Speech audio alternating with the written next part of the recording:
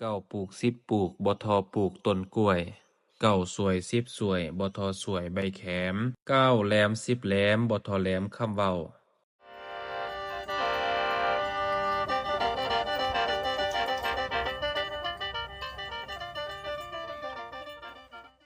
เก้าเท่าสิบเท่าบ่ทอเท่ามีศีลเก้าหินสิบหินบ่ทอหินเพชรเก้าเฮ็ดสิบเฮ็ดบ่ทอเฮ็ดบุญเก้าคุณสิบคุณบ่ทอคุณพ่อคุณแม่เก้าแวสิบแวบ่ทอแวฟังธรรมเก้านำสิบนำบ่ทอนำเอาสัตว์ข้ามโลกหายโศกโศกา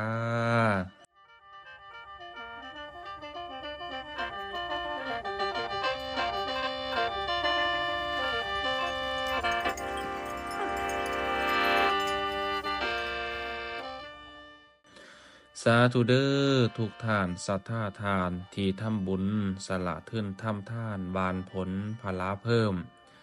เติมไปเด้อลูกหลากุมลาหน่อยหนุ่มซุ้มเป็นสาวบ่าวนั่นให้หันหน้าอวยมาให้หันหน้าอวยมาฟังเด้อคนสลาหรือคนเฒ่าผู้ปุนปายไข่เบียงเจ้าเอ่ยได้ยินเสียงผู้ขากล่าวเอิ่นให้หันหน้าอวยมา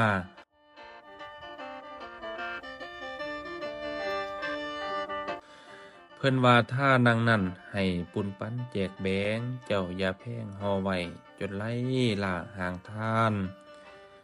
ม่านในหัวใจนั่นโตมั่นหักแกงก่อนเป็นห่วงนำทรัพย์สินสิ่งสร้างบ่วางไว้ให้แก่ไผ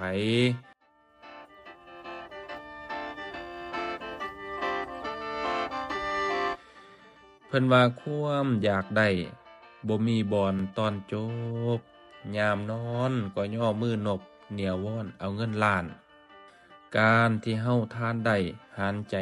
ก็จึงดงมีบางคนหลงนำความหลอกล่อล้อเลื่อยบ่แต่งทาน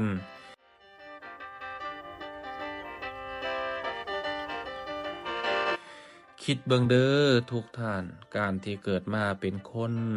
บางที่จนบางที่มีโลดบ่ดีเสมอดามบางคนงามคือแต้มแถมรวยสวยเด่นบางคนเป็นพระเจ้าเน่าสร้างนางนคร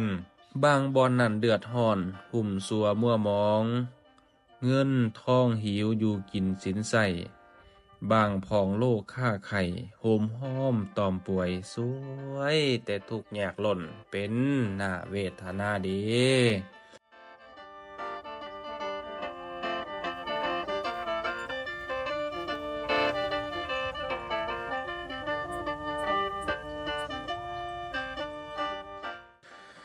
ศาสดาองค์ลำเผยพระธรรมสอนสั่งเพิ่นจึงว่าสัตเตกัมมังสัตว์อยู่ใต้ลุ่มฟ้าพลาสร้างต่างกันพี่น้องเอ้ยผู้ฟังเอ้ย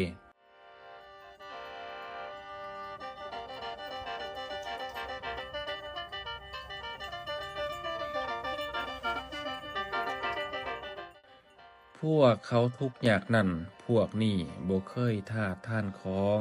พวกที่เงินทองหลายได้ใจท่านมาแล้วพวกที่แววเว้าเหลื่อมเทียมทองใสซองลักษณะถูกต้องคนได้ย่องว่างาม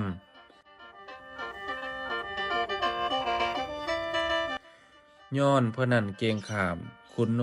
พ่อและแม่เห็นเฒ่าแก่ก็นบไหว้กายไก่หักอ่อนคิงคันว่าเกิดเป็นยิ่งก็บุญสวยสวยงามเราเรียนผู้ใส่เวียนแอวเว้าแลงเศร้าเข้าบ่กินแลงเศร้าเข้าบ่กินพี่น้องเอ๋ยพ่อแม่เอ๋ย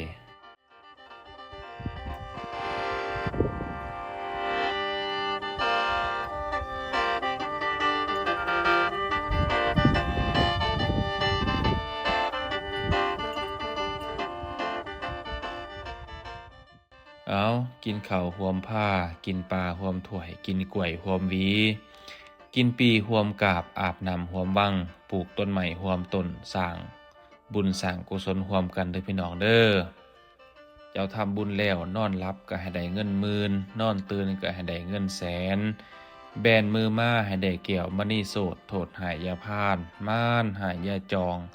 อันว่าเงินหรือทองให้หลังมากคือน้ำเด้อพ่อแม่พี่น้องเด้อ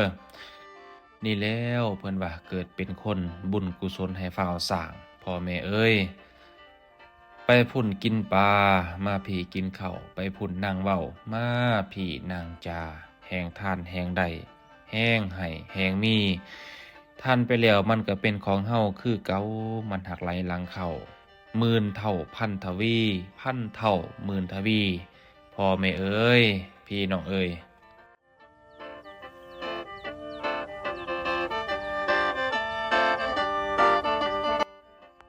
นี่ละเนาะเพิ่นจึงว่าการทำทานคือการให้เจือจุนเนาะพวกหมู่เพิ่นอย่าคู่สิอยู่ได้